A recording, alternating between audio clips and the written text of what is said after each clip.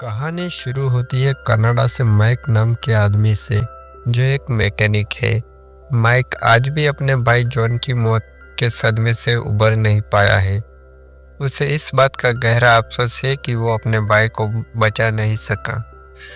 John, जो एक बहादुर soldier था, उसकी एक आखिरी इच्छा थी कि उसकी राख दुनिया की सबसे ऊंची चोटी माउंट एवरेस्ट पर बिखेरी जाए, जो नेपाल के काठमांडू में स्थित है। माइक अपने भाई को श्रद्धांजलि देने और उसकी आखिरी इच्छा पूरी करने के लिए माइक सब कुछ छोड़कर नेपाल की यात्रा पर निकलता है। वो कनाडा की बर्फीली दुनिया को पीछे छोड़कर काठमांडू नेपाल पहुंचता है। यहाँ का माहौल, लोग और संस्कृति सब कुछ उसके लिए नया है। उसे नहीं पता कि यह सफर उसकी जिंदगी का सबसे खतरनाक सफर बनने वाला है। तभी दूसरी तरफ दिखाया जाता है कि नेपाल की एक पैसेंजर बस सबसे ऊंचे रास्ते जा रही होती है और एक ट्रक सामने से आकर बस को टक्कर मार के उसे खाई में गिरा देता है और सब लोग मारे जाते हैं। नेपाल पहुंचकर माइक को पता चलता है कि एवरेस्ट तक का सफर आसान नहीं है। उसे गाइड की जरूरत होती है और यही उसकी मुलाकात होती है दानी से। दानी एक अनुभवी स्थानीय पर्वतारोही और गाइड है, जो इन खतरनाक रास्तों को अपने हथेली की तरह जानती है।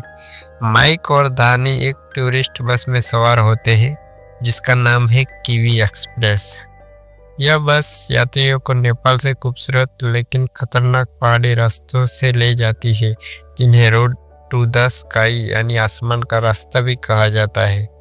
ये सड़कें 12,000 फीट से भी ज़्यादा ऊंचाई पर है, जहाँ एक छोटी सी गलती का मतलब है सीधी मौत।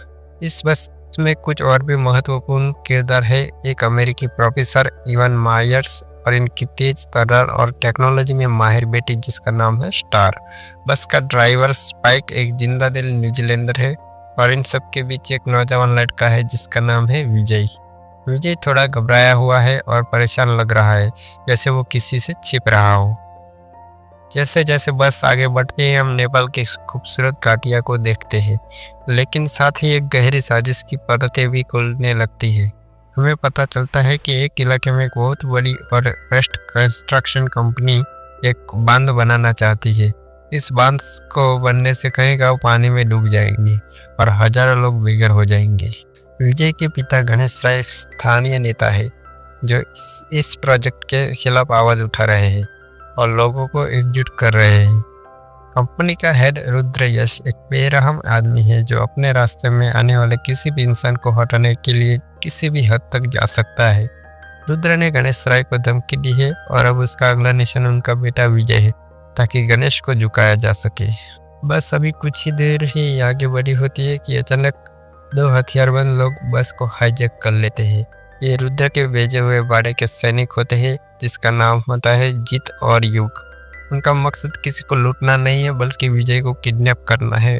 बस में बैठे यात्री डर जाते हैं, लेकिन उन गुंडों को नहीं पता था कि जिस बस में वो चढ़े हैं उसमें माइक है। माइक, जो अपनी जिंदगी में अनगिनत खतरों का सामना कर चुका है, वो चुपचाप बैठने वालों में से नहीं है। जैसे ही उसे मौका मिलता है, वो अपनी सूझबूझ का इस्तेमाल करते हुए बस का टायर पंचर कर देता है, जिससे बस को रुकना पड़ता है। इसके बाद जो होता है वो एक जबरदस्त एक्शन सीन है। माइक एक गुंडे युग को अपनी जबरदस्त फाइटिंग स्किल से धूल चटा देता है और दूसरी तरफ गाइड दानी दूसरे गुंडे को काबू में कर लेती है। लेकिन यह तो बस शुरुआत थी।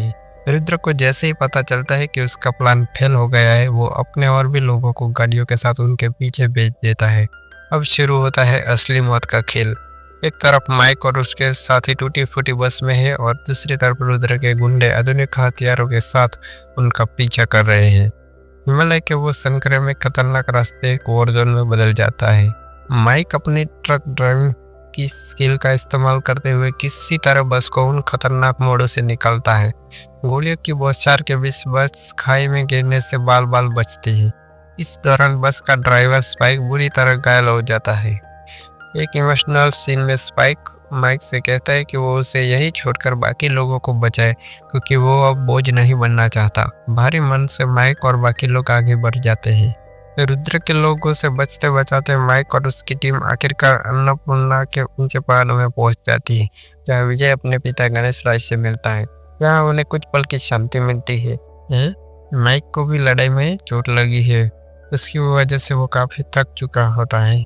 तानी उसकी देखभाल करती है, लेकिन रुद्र हार मानने वाला नहीं था। वो अपनी पूरी फौज के साथ उन्हें ढूंढते हुए वहां पहुंच जाता है। अब लड़ाई आमने सामने की थी। एक तरफ मुट्ठी भर लोग और दूसरी तरफ हथियारों से लैस दर्जन गुंडे। यह फिल्म का क्लाइमैक्स शुरू होता है कि जो कि एक लंबा और शानदार एक्शन सीक्वेंस है। माइक और धानी स्टार मिलकर रुद्र की सेना का सामना करते हैं। माइक लड़ाई के लिए हथियार नहीं बल्कि अपने पास के माहौल का इस्तेमाल करता है। वो पहाड़ों की कड़ी ढलानों, पत्थर और अपनी ताकत का इस्तेमाल करके एक एक दुश्मन को ढेर करता है। लड़ाई का अंत एक खतरनाक पुल पर होता है। रुद्र माइक को घेर लेता है, दोनों के बीच भयानक लड़ाई होती है। रुद्र लगभग जीत ही जाता है, लेकिन माइक अपने भाई जॉन को याद करता है और एक नई ताकत के साथ उठता है। वो रुद्र को इसी पुल से नीचे खाई में फेंक देता है और इस तरह इस कहानी के विलन का अंत होता है। फिल्म के आखिरी के सीन में हमें माइक और धानी को हिमालय की उन खूबसूरत वादियों में देखते हैं, शायद किसी नए एडवेंचर की तैयारी में। माइक ने न सिर्फ अपने बाइक को इच्छा पूरी की, बल्कि अपनी जिंदगी को एक नया मतलब भी दिया है। तो स्टोरी अच्छी लगी हो और मूवी भी अच्छी लगी हो तो वीडियो को लाइक कर दे और चैनल को सब्सक्राइब जरूर।